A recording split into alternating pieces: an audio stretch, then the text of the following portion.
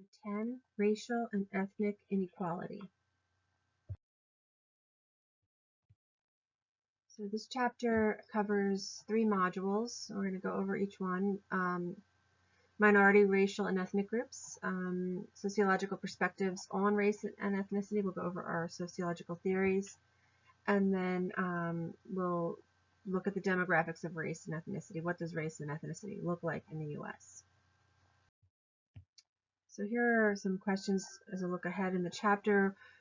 Questions we're going to try to answer. What is prejudice and how is it institutionalized in the form of discrimination? In what ways have race and ethnicity affected the experience of immigrants from other countries? And what are the fastest growing minority groups in the United States today?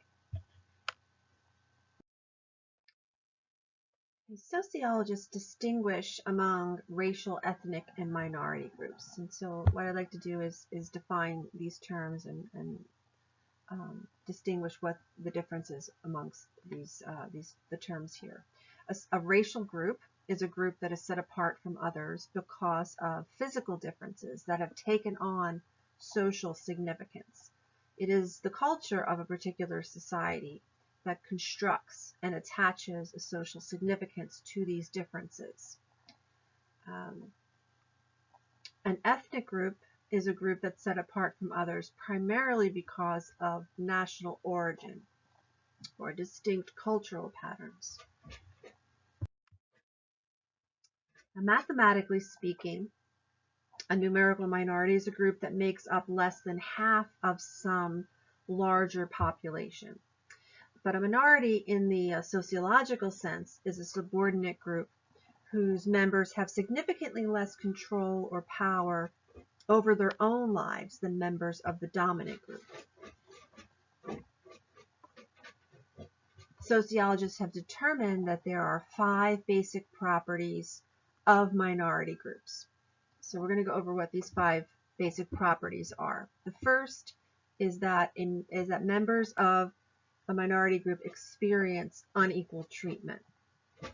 The second property is that minority group members share in physical or cultural traits that are different from the dominant group. Minority group membership is not voluntary, which means it is an ascribed status. Minority members, number 4, minority members have a strong sense of group solidarity, that in-group versus out-group solidarity. Minority members generally marry from within the same group.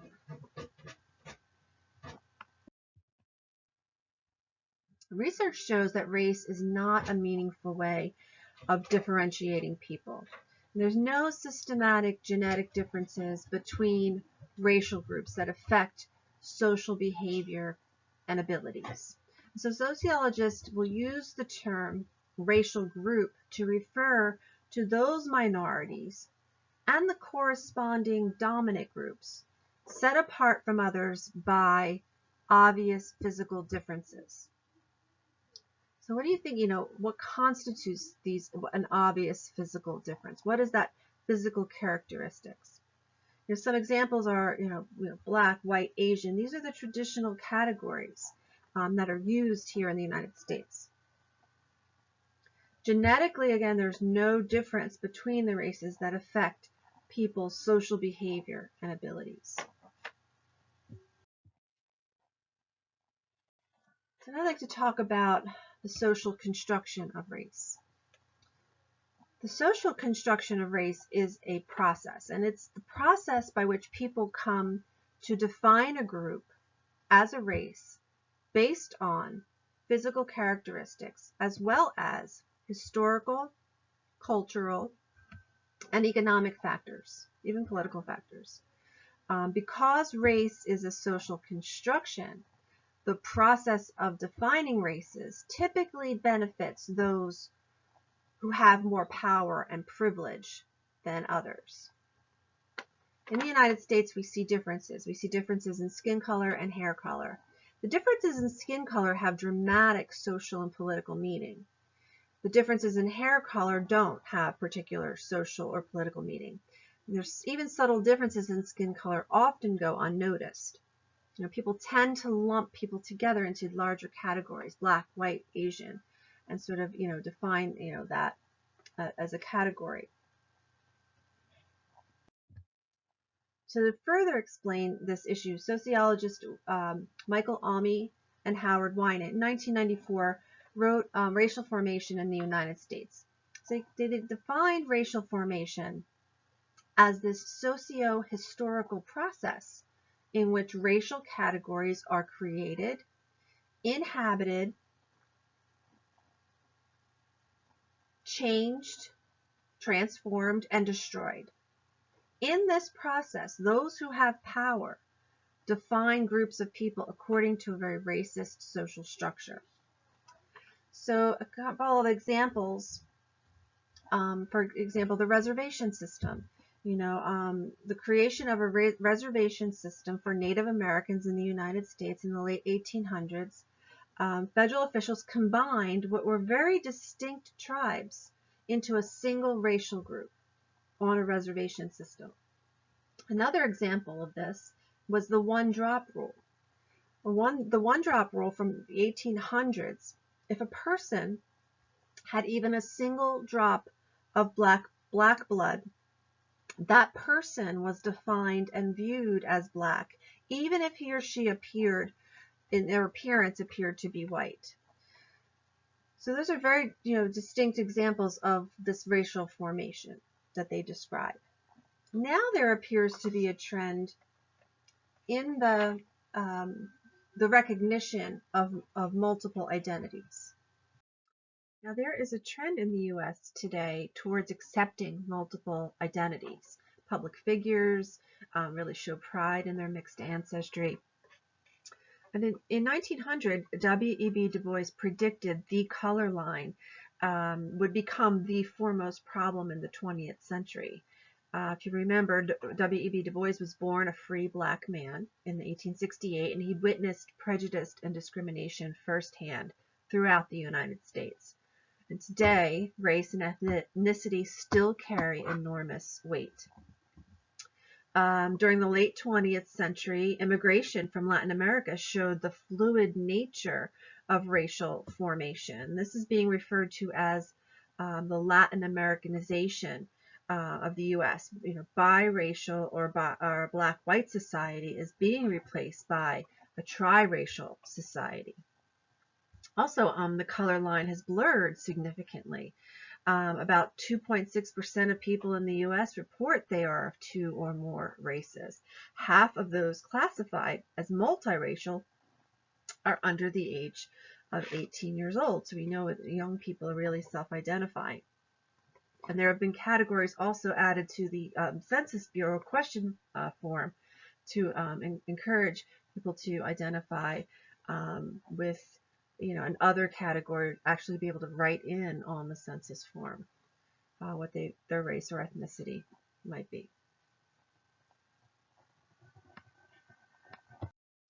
Now here we have a table of minority, racial, and ethnic groups in the United States. And in the first column, you'll have the classification. The second column are the number in thousands, and then the last column to the right are the percentages of the total population. You see white, non-Hispanic make up almost 61% of the total population. 12.7% are Black African Americans. Native Americans are a little less than 1%. Asian Pacific Americans, nearly 7%.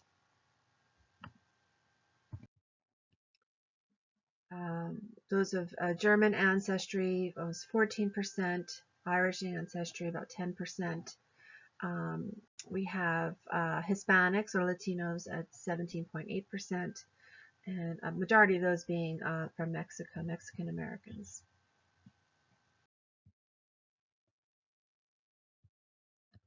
In this table, we see the social construction of race, various racial ethnic groups from 1500, where 100% were Native Americans, and over the years, and what is projected to be a very diverse change in the fabric of America, predicting a large percent actually of Hispanics. Now I'd like to talk about ethnicity. As we mentioned, ethnic groups are set apart from others based on national origin or distinctive cultural patterns. Among the many ethnic groups in the U.S., there are Mexican Americans, Cuban Americans, other Latin Americans, as well as Jewish and Irish and Italian and Norwegian. In the United States, people with a Spanish-speaking background are collectively referred to as Latino or Hispanic. Although these are very nice categories, these groupings hide, differences, and they obscure differences within, the ethnic categories or groupings. Also, not only is the distinction between racial and ethnic minorities not always clear-cut, but also the distinction between racial and ethnic groups is considered socially significant by sociologists, despite the categorization problems. It's also important to note that stratification along racial lines is more resistant to change than stratification along ethnic lines. Because over time, ethnic minorities can blend in with the majority, although the process may take generations. Racial minorities find it much more difficult.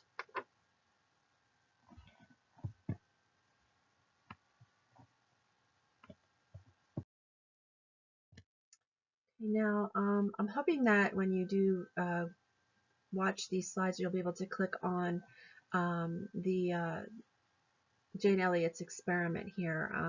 I'm also going to provide a link that you'll be able to watch it, because I would like you to watch Jane Elliott's experiment, the blue-eyed, brown-eyed experiment, where she divides her third grade class into two groups. One day, one group is dominant or the majority, and then the next day they sort of switch roles, and she wants the children to experience what it's like to walk in someone else's shoes. I think it's a very valuable experiment to watch.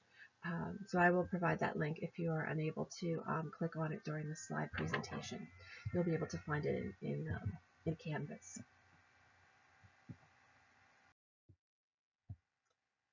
Okay, and one of the things that comes up in Jane Elliott's documentary is the difference between prejudice and discrimination. So we're going to talk about that now. Despite major strides and accomplishments, both prejudice and discrimination still exist in the U.S. So historic achievements have seen among racial ethnic minorities, but bias-related incidents continue. So we have some examples here on college campuses of student-run newspapers and radio stations, white supremacist organizations, where there's been clashes between white and black students. And so, students and individuals will mobilize and protest against these sorts of things on college campuses. So what I'd like to do is talk about the difference and the distinction between prejudice.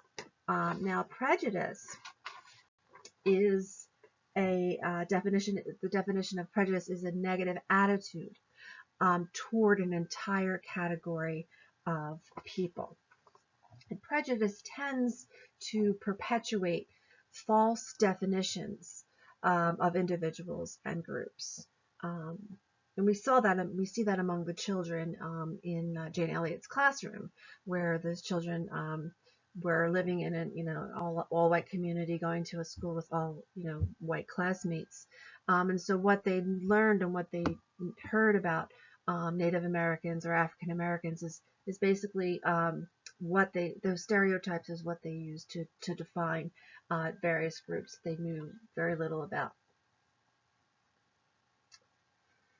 Well, ethnocentrism is a term used to describe when someone assumes that their own culture and way of life is superior to others. And this can tend to lead to prejudice against cultures that they view as inferior. Racism is a form of widespread prejudice that reinforces that belief.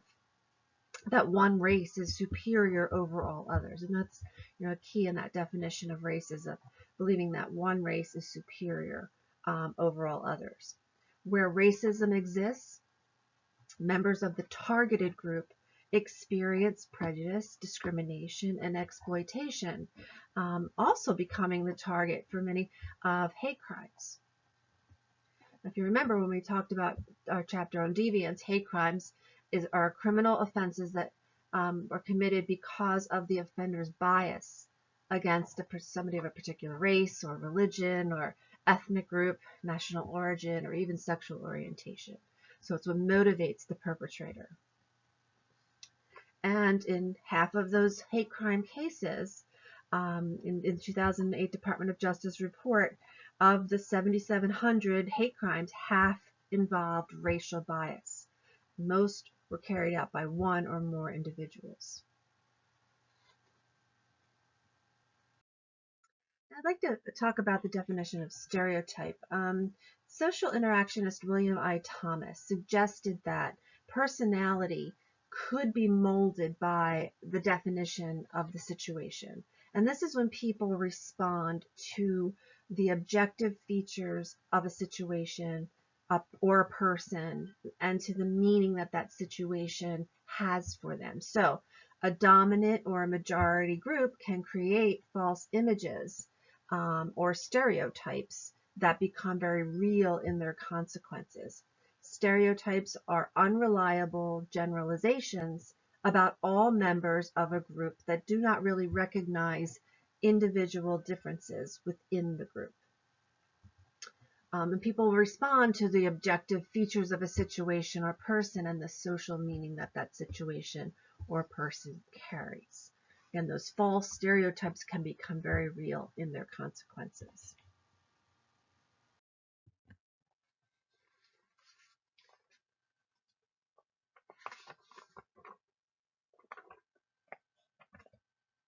I'd like to talk about something called colorblind racism.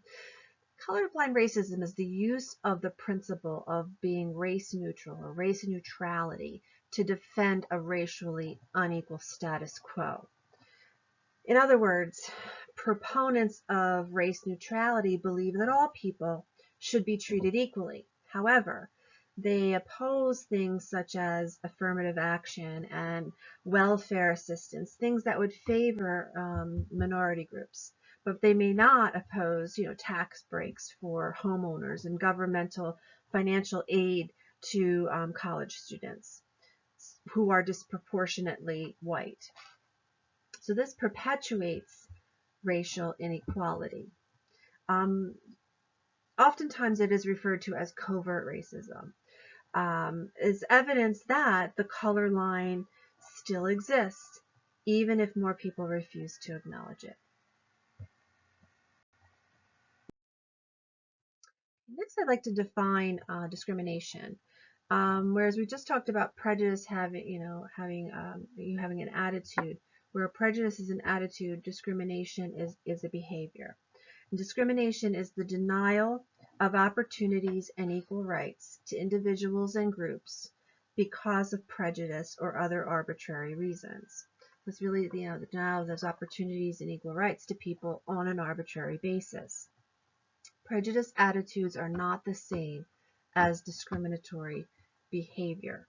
And discrimination can persist even for most educated, qualified minority group members.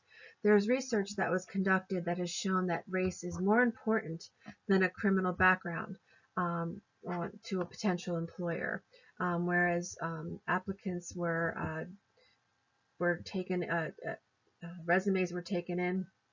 There was a white candidate who may have had a criminal background and a black candidate. Equal qualifications, the black candidate did not have the criminal background and the white candidate was hired over the black candidate. So there's research that actually supports this. So one example would be these discriminatory hiring practices.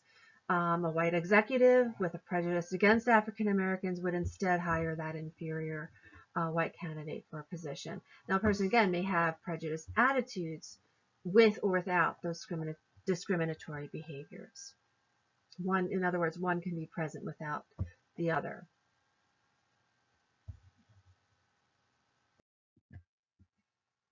In describing what a sharing economy is, this is made up of online economic transactions that place buyers and sellers really in direct contact, direct peer-to-peer contact, with really no change of ownership of goods or services. So examples of this, we're seeing a lot of, transactions like this today.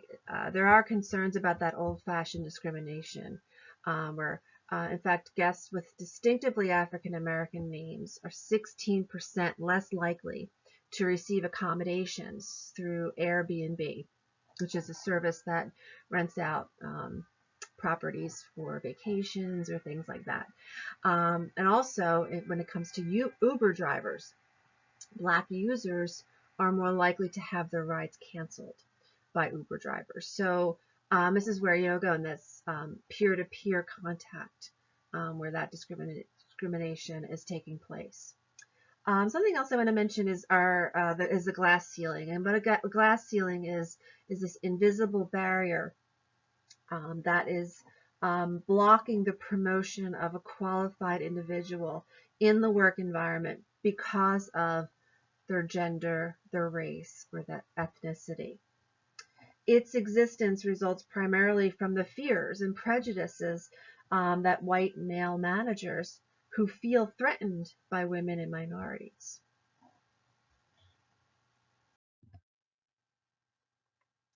And this table shows the U.S. median income by race and ethnicity, and basically median income, so half of the incomes are above these figures and half are below based on these different racial ethnic categories.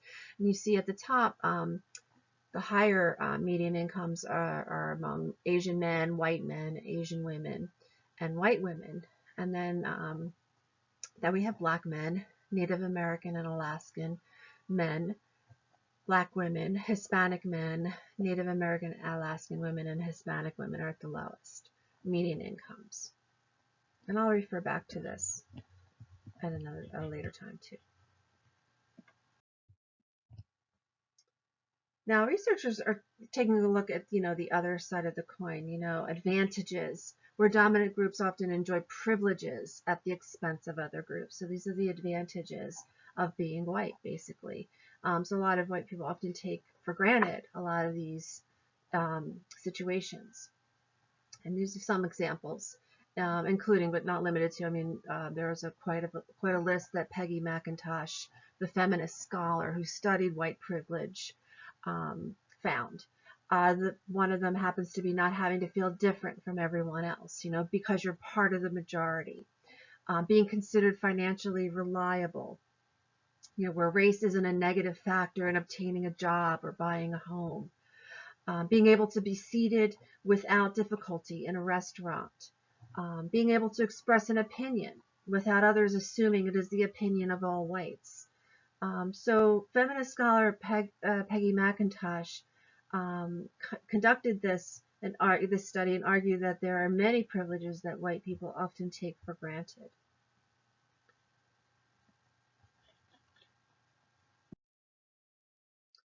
And this basically is the form that she used, the survey that she used. Because of my color, and there was a series of statements. You would score 5 if the statement was often true, 3 if the statement is sometimes true, and 0 if the statement was seldom or never true.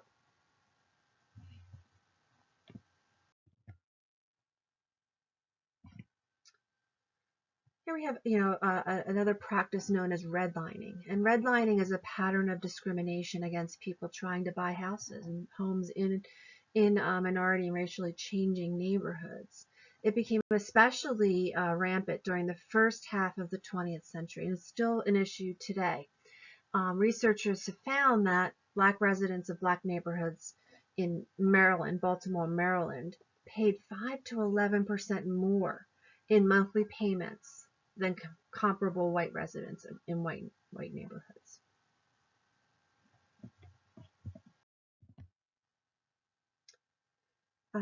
Which leads us to the definition of institutional discrimination.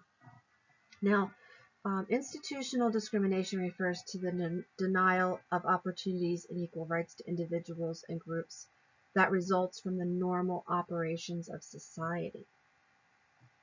It affects some racial and ethnic groups more than others.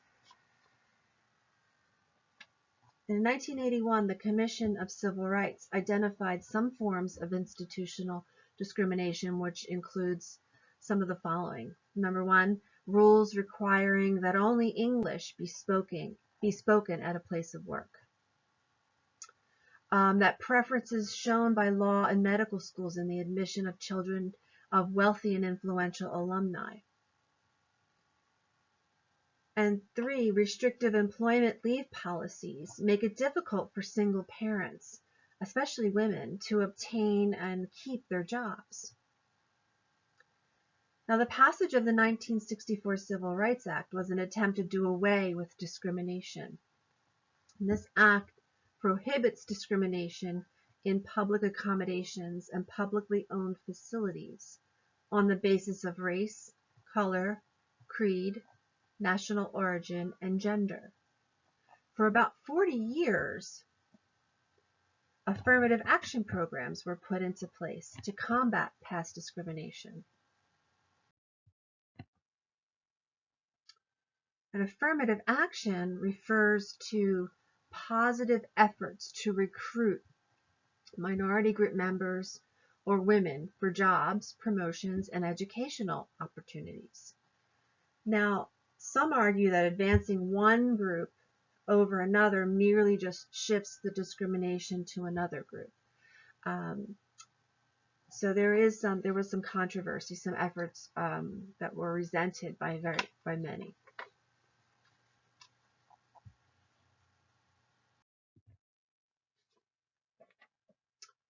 Okay, Module 32. Now we're going to go over our sociological perspectives on race and ethnicity. Now, first we have the functionalist perspective, which sees, racial prejudice and discrimination as something that is positive for dominant groups. We see the function and then the dysfunction. Conflict theorists see economic structure as a central factor in the exploitation of minorities. Then we'll have labeling theory, where we look at how minorities are singled out for differential treatment by law enforcement. And then finally, interactionists will examine how everyday contact contributes either to tolerance or to hostility. First, we have the functionalist perspective.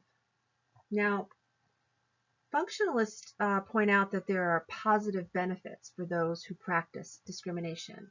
Anthropologist Manning Nash identified these three functions that racially prejudiced beliefs provide to the dominant group. Number one, it provides a moral justification for maintaining inequality. For example, there was a time where Southern whites really justified slavery, and so many people, even on both sides, the North and the South, took the Bible readings in order to justify the behavior that they conducted in terms of slavery and the enslaving of individuals. Also, number two, racial beliefs discourages subordinate minorities from questioning their status, their low status.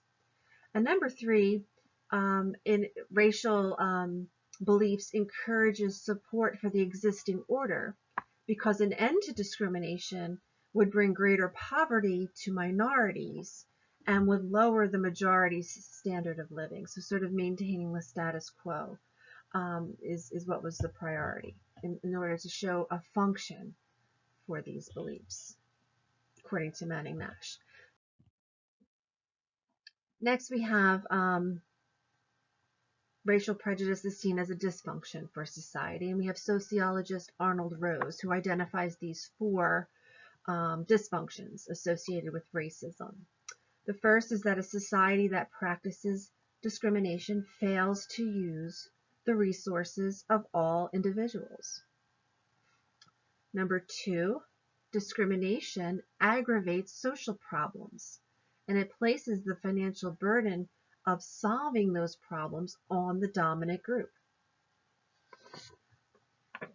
Number 3, society must invest a good deal of time and money to defend its barriers to the full participation of all members.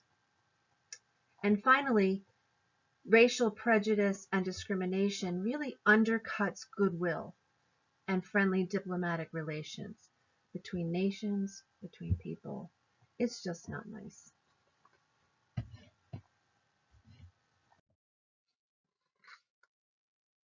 Next, we have the conflict perspective. Conflict theorists such as Oliver Cox, Robert Blauner, Herbert Hunter, they use exploitation theory to explain racial subordination in the U.S. Exploitation theory, also known as Marxist class theory, suggests racial subordination keeps minorities in low-paying jobs and supplies the capitalist ruling class with a pool of cheap labor. However, this is so limited, it's too limited to explain prejudice in its many forms, because not all minorities are exploited to the same extent. So again, it's used to explain the basis of racial subordination in the U.S. Capitalists can restrict the wages of all the members of the proletariat or the working class. As I mentioned, also known as Marxist class theory, but it's very limited to explain prejudice in all its many forms. So let's look at labeling perspective. And one practice that falls under this category, this labeling perspective, is racial profiling. And racial profiling is an action initiated by authority, an authority figure, based on race, ethnicity, or national origin, rather than that person's behavior. Usually, law enforcement assumes that people who fit a certain description are likely to be engaged in an illegal activity. So the practice is often based on explicit stereotypes. And it continues despite overwhelming evidence that profiling is very misleading. So the practice, again, is usually based on those stereotypes. The Black Lives Matter movement has emerged in wake of the deaths of African Americans at the hands of police officers to combat this. The public generally supports the profiling of Arab Americans at airports, especially since the September 11th attacks on our country. So Americans have favored requiring all Arab Americans to undergo more intensive security checks before boarding an airplane, so more scrutiny at those airports. And then lastly, the last bullet point here is that President Trump ordered a ban on immigration from 7 predominantly Muslim nations in 2017.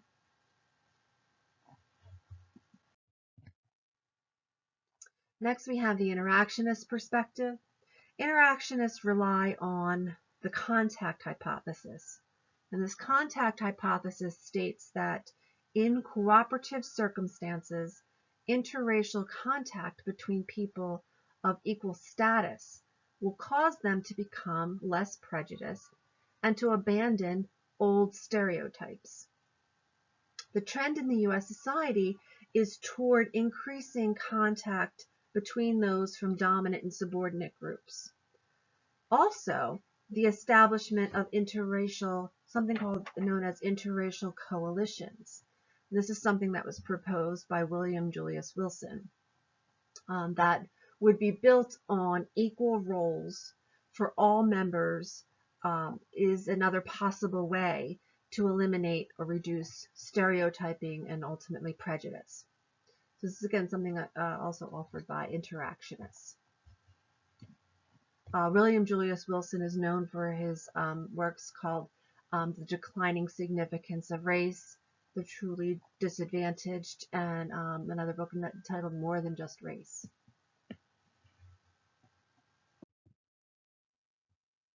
So here we have a summation table of race and ethnicity, what the perspective is, and the emphasis.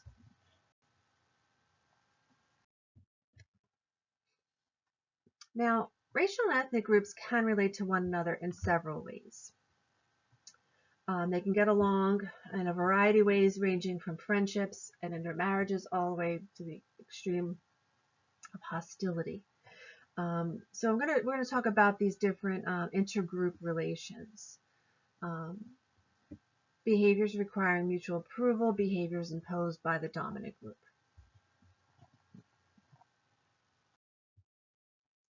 You see in this illustration that it's really a spectrum of intergroup relations, where at one end of the spectrum you have the more extreme types of intergroup relations, genocide, expulsion, which we'll get into the definition of next. And then at the opposite end, we go to pluralism.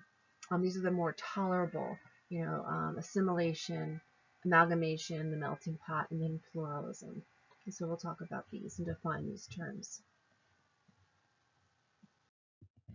First, genocide. Genocide is the deliberate, systematic killing of an entire people or nation. For example, some of the extreme examples: 1 million Armenians were killed by Turkey in 1915 in a genocide. The 6 million Jews killed by Nazi Germany during World War II, and the killing of Native Americans by U.S. policies during the 1800s. There's been other examples as well: Rwanda in 1994, Darfur in Sweden, the Sudan, Darfur in the Sudan in 2003. Next, we have another extreme form of intergroup relations is expulsion. This is another means of acting out racial or ethnic prejudice. The Roma gypsies in France, for example, were expelled. And even some cases where you see, Nazi Germany, they expelled people from their homes and made them move into the ghettos before the actual genocide. So you kind of sometimes see these types of behaviors happening in conjunction. Serbia's ethnic cleansing. In 1991, they expelled the people of Bosnia and Herzegovina. And also 1979, Vietnam expelled the Chinese. Secession is a variation of expulsion and results when there is a failure to resolve ethnic or racial conflict, and then formal boundaries between groups are drawn up. An example of this would be in 1947 India, where the Hindus and the Muslims, whereas the one portion became Pakistan, the Muslim portion.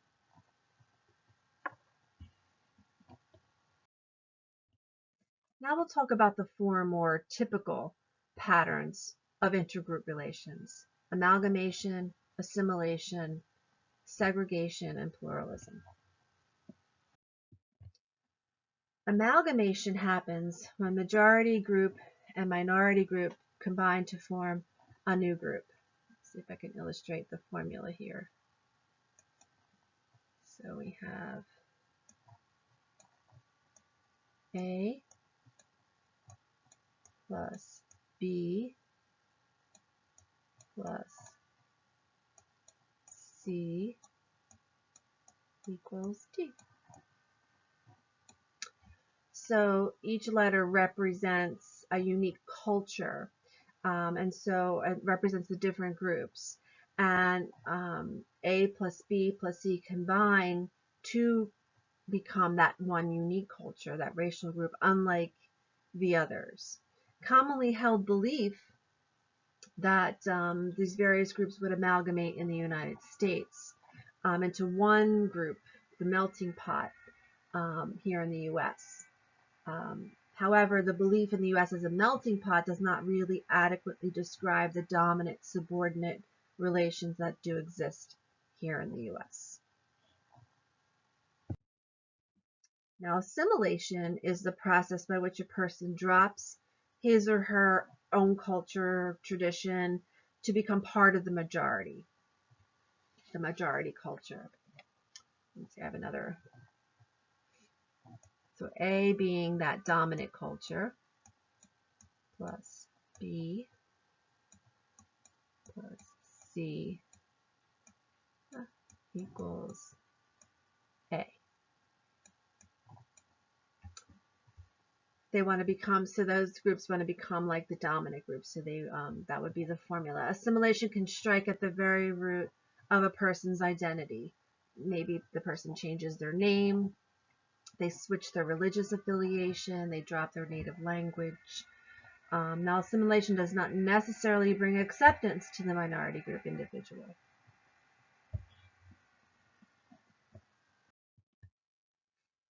Next, we have segregation. Segregation refers to the physical separation of two groups of people in terms of residence, where they live, their workplace, where they work, and social events. Generally, a dominant group imposes the pattern onto the minority group. Some examples in apartheid, during apartheid from 1948 to 1990, when the South Africa was severely, the Republic of South Africa, is what I'm trying to say, severely restricted the movements of blacks and non-whites by means of a wide-ranging system of segregation. Nelson Mandela spent 28 years in prison for his anti-apartheid activities. Research using 1990 census data shows unmandated but persistent racial segregation of U.S. neighborhoods. Douglas Massey and Nancy Denton wrote about what they called American apartheid, that despite federal laws that forbid it, there is still residential segregation. The average white lives in an area that is at least 80% white. The average African American lives in a neighborhood that is mostly black, more than 50%. And the average Latino lives in an area that is about 46% Hispanic. Next, we have pluralism, that opposite, the other end of the spectrum. And this is based on mutual respect among various groups in a society for one another's culture. So here we have a formula A. Whoops. Horrible looking A. Let me try that again.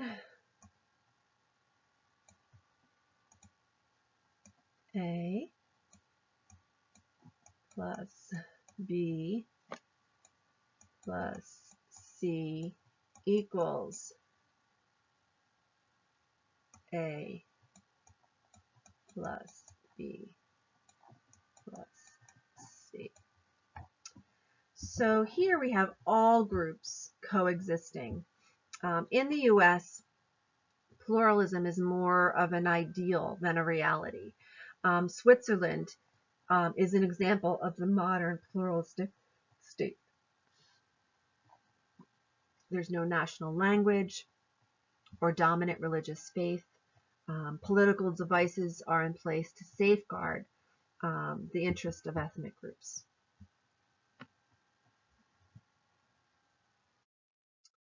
In this module 33, we'll cover race and ethnicity in the United States. Now, the racial ethnic makeup of present-day U.S. society is determined by immigration, colonialism, and slavery. The U.S. is truly a multiracial, multi-ethnic society. As we can see from this map of the U.S., the minority population by county, the darker shades of the states make up more than 50% or more percent minority. You can see them in states along California, Texas, even up into the Northeast, 25 to almost 50% minority. And the lighter shades of blue and even white are less, where there's less. The white is less than 5%. The largest racial minorities in the U.S. are African Americans, Native Americans, and Asian Americans. And the largest ethnic groups in the U.S. are Latinos, Jews, and various white ethnic groups. And those white ethnic groups are from European countries. Now, the first group we're going to talk about are African Americans. Historically, African Americans were treated as second-class citizens. By federal standards, 1 out of every 4 African Americans is poor, compared to 1 out of 11 white non-Hispanics. Now, institutional discrimination and individual prejudice against blacks is rooted in the history of slavery. Enslaved blacks could not own property or pass on the benefits of their labors to their children. There have been calls for reparations for slaves. The end of the Civil War did not bring real freedom and equality to Southern states. They passed what are known as Jim Crow laws in the South to enforce official segregation, which was upheld as constitutional in 1896. Now, conflict theorists argue whites maintain their dominance formally through legalized segregation, and informal control, forced segregation through vigilante terror from such groups as the Ku Klux Klan or the KKK. The landmark Supreme Court decision in the Brown versus Board of Education in 1954 outlawed segregation of public school students, noting that separate educational facilities are inherently unequal. And during the 1960s, the Civil Rights Movement emerged with different strategies for social change. The Southern Christian Leadership Conference, founded by Dr. Martin Luther King, used nonviolent civil disobedience to oppose segregation. The National Association for the Advancement of Colored People, or the NAACP, favored the use of the courts to press for equality for African Americans, and our sociologist W.E.B. Du Bois helped to found the NAACP. Young black leaders like Malcolm X were in favor of black power, and this movement rejected the goal of assimilation into white middle-class society and defended the beauty of black and African cultures.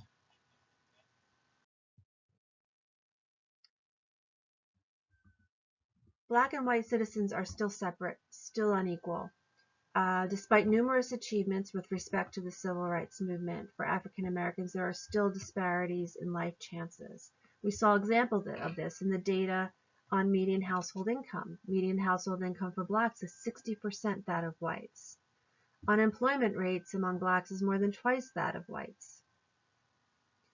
Now, it is not all bleak. However, data compiled by the Department of Labor indicate that the number of African Americans in management positions has increased nationally. They still represent 7% or less of all physicians, engineers, scientists, college professors, lawyers, and marketing managers, which shows that there is still room for improvement. But they've made, economic gains, is what the data showed. Next, we have Native Americans. About 2.7 million Native Americans represent a diverse array of cultures, distinguishable by language, family organization, religion, and livelihood. Life remains very difficult for the 554 tribal groups in the U.S.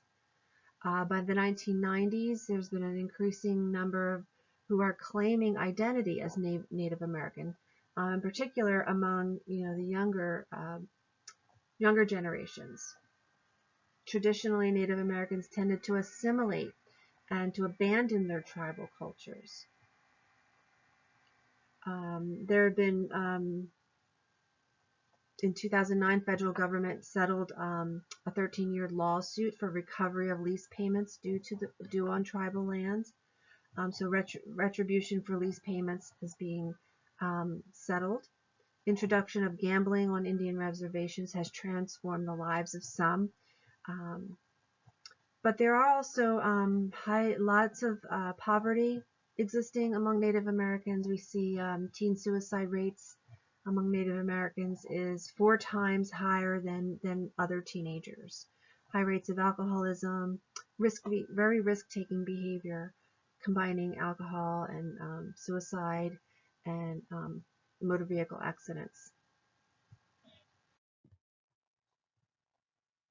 Next, we have Asian Pacific Americans, a diverse group and one of the fastest growing segments of the U.S. population, up 72% between 2010 and 2015.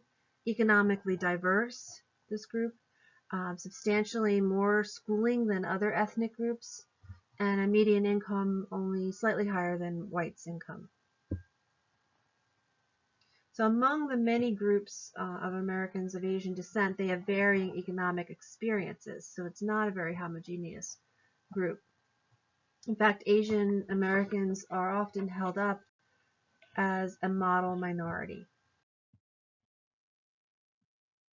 Here we see the various sending countries of Asian Pacific Americans: Chinese, Asian Indian, Filipino, Vietnamese, Korean, Japanese, Pacific Islanders, and other Asians.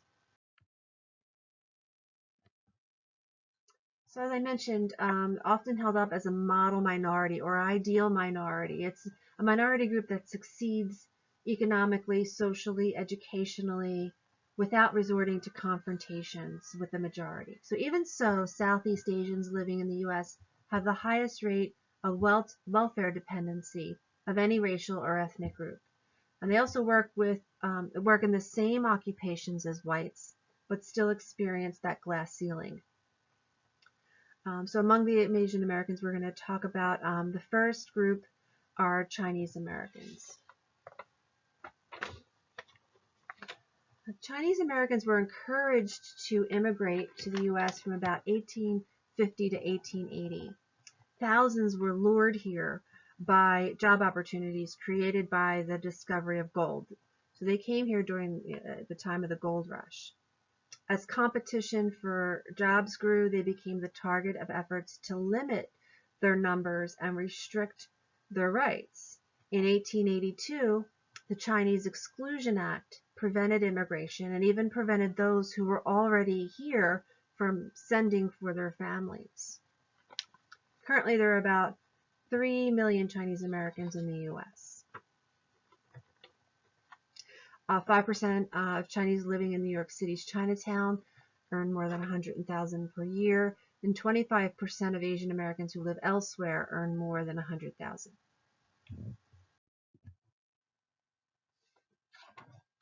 Next, we have Asian Indians, and this is the second largest Asian group, numbering nearly 2.7 million. So over 4.1 million are living in the U.S.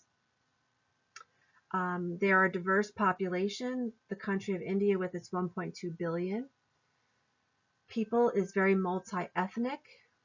And because they feel threatened by mainstream U.S. culture, religious orthodoxy is actually stronger among the first-generation immigrants to the U.S. than it is in India.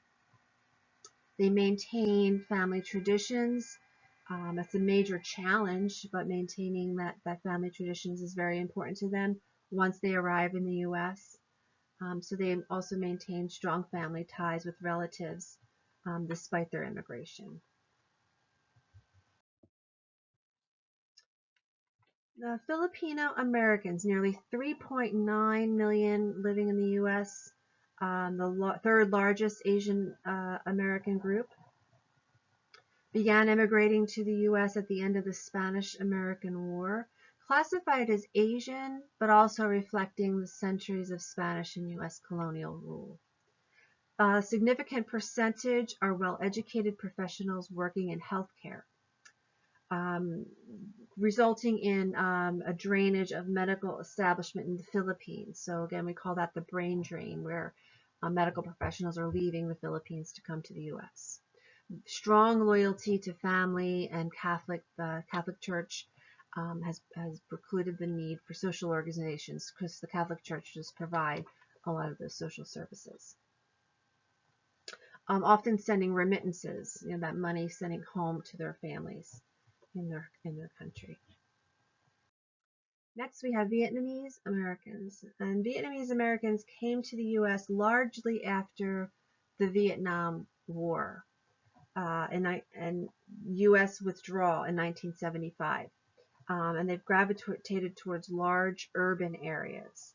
The U.S. has resumed normal diplomatic relations in 1995.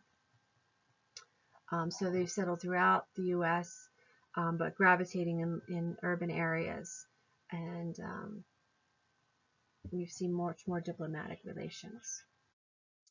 Korean Americans, numbering over 1.8 million Korean Americans in the U.S., exceeds the population of Japanese Americans, and this initial wave of immigration occurred between 1903 and 1910, with laborers going to Hawaii.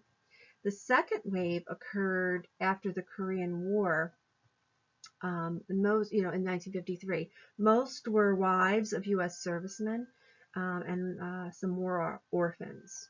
The third tier started with the 1965 Immigration Act. Is ongoing, with immigrants holding more professional skills, and those who may also have family in the U.S. But prior to the 1965 Immigration Act, there was a quota system in place. There is evidence of friction between Korean Americans and African Americans in the early 1990s. And so next we have Japanese Americans. Approximately 1.5 million living in the United States. The first generation of Japan's immigrants are called Issei. They were males that arrived here in the U.S. seeking employment. The attack on Pearl Harbor in 1941 had very serious consequences for Japanese Americans. Evacuation camps were set up in August of 1943 to detain Japanese Americans, which caused them very severe hardship, financial hardship and emotional hardship. In 1988, the U.S. The Civil Liberties Act required reparations and apologies from the federal government for the interned Japanese Americans. So the U.S. established a $1.25 billion trust fund to pay those reparations.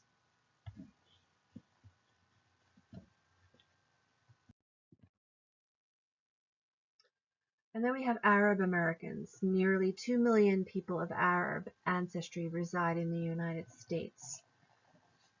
Immigrants and descendants from 22 countries in North Africa and the Middle East. So these places include Lebanon, Syria, Palestine, Morocco, Iraq, Saudi Arabia, Somalia. In 2000, 2/3 of all Arab Americans came from Lebanon, Syria, Egypt, and Palestine. They cannot be characterized as having a specific family type, gender role, or occupational pattern. The Arabic language is the single most unifying force among Arabs. Not all Arabs, though, including Arab Americans, can read and speak Arabic. Profiling of potential terrorists has really put Arab and Muslim Americans under surveillance, especially since September 11th. Also, not all are Muslim. East Orthodox, Protestant, and Roman Catholic, so there's a diverse religious preference as well.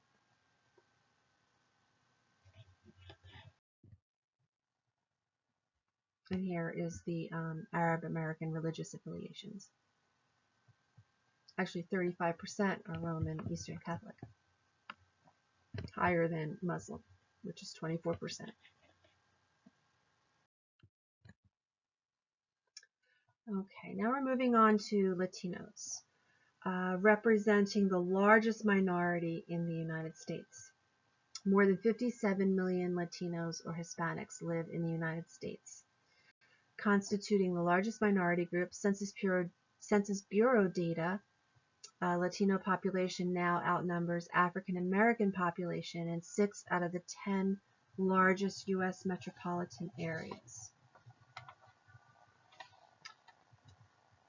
So if you look at the metropolitan areas like New York, LA, Chicago, Dallas, Fort Worth, Houston, and Miami, and Fort Lauderdale,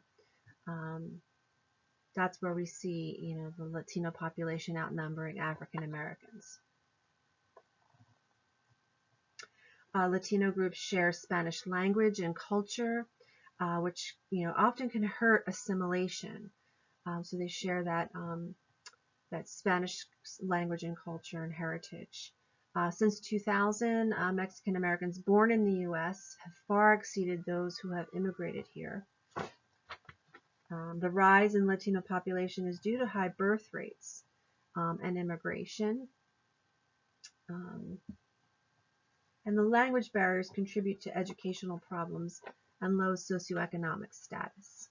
In 2016, about 12.6% of all Hispanic households earn less than $15,000.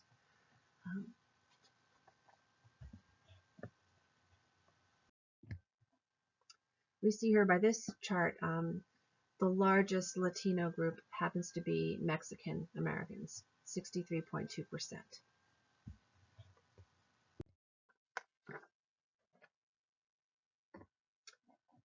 Mexican Americans are the largest, accounting for almost half of the nation's population growth in 2010 and 2017. They are largely Roman Catholic, which increases conflict with white Protestants. They are subdivided into those who descended from residents of annexed territories after the Mexican-American War, and those who immigrated from Mexico to the United States. So again, since at least 2000, Mexican Americans born in the U.S. far exceeded those who immigrated here. Again, back with regards to the church, so they're largely Roman Catholic, but the church does help many immigrants develop a sense of identity and assimilation into the norms and values of the dominant culture. That's for many immigrant groups. Puerto Ricans are the second largest segment of Latinos in the U.S. and have held American citizen status since 1917. Many have migrated to New York and other eastern cities. Those living in the continental U.S. Earn barely half the family income of whites. Reverse migration has began in the 1970s when more Puerto Ricans were leaving the U.S. for the island of Puerto Rico than were coming to the mainland of the United States.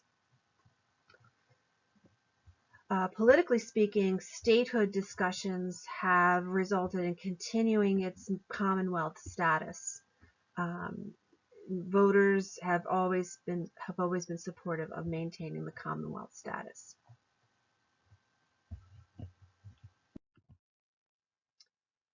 Cuban Americans. Immigration began to flourish after Fidel Castro's assumption of power in 1959. The first wave included many professionals. More recent waves have been less likely to be skilled professionals. Florida has been the largest center of immigrant populations. We have experienced diplomatic relations between Cuba and the United States that were restored in 2015. So we've seen improved relations has led to ease of travel restrictions and increased migration.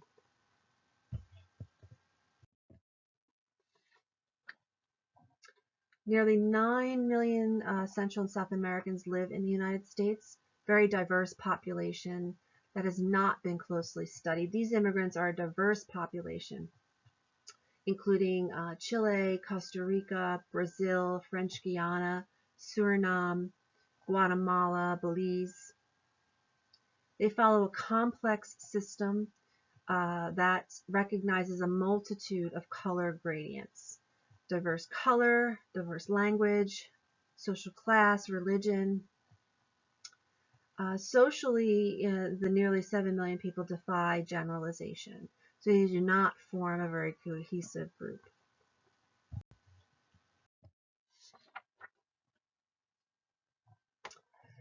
Next, we have Jewish Americans, constituting about 2% of the population. Like Japanese, many Jewish immigrants became white-collar professionals despite prejudice and discrimination. Anti-Semitism, which is known as anti-Jewish prejudice, It's prejudice directed towards Jews. They are the target of neo-Nazi skinheads who are very racist and anti-Semitic. The Anti-Defamation League of B'nai B'rith funds and records the number of anti-Semitic acts like harassment and threats, vandalism, any kind of assault against Jews. And in 2017, there were close to 2,000 reported incidents.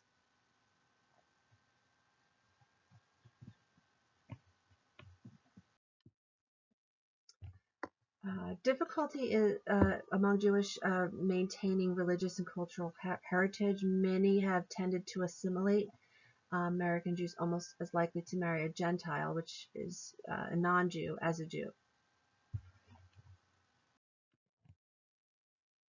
White ethnics are ancestors who came from Europe in the last century or last 150 years. About 45 million claim at least partial German ancestry. 32 million are Irish Americans, 17 million Italian Americans, and about 9 million Polish Americans.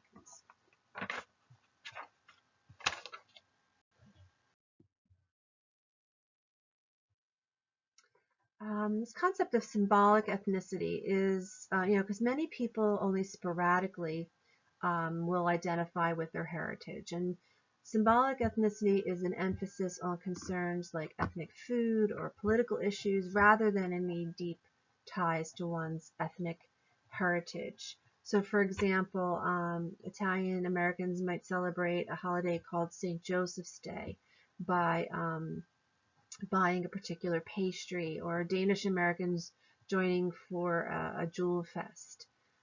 So this symbolic ethnicity tends to decline with each passing generation. If the future generations don't maintain those sorts of traditions or connections to their ancestry, they start to fade away. Except for cases where new immigration often reinforces many of those older traditions. So it ends up tending to decline with each passing generation.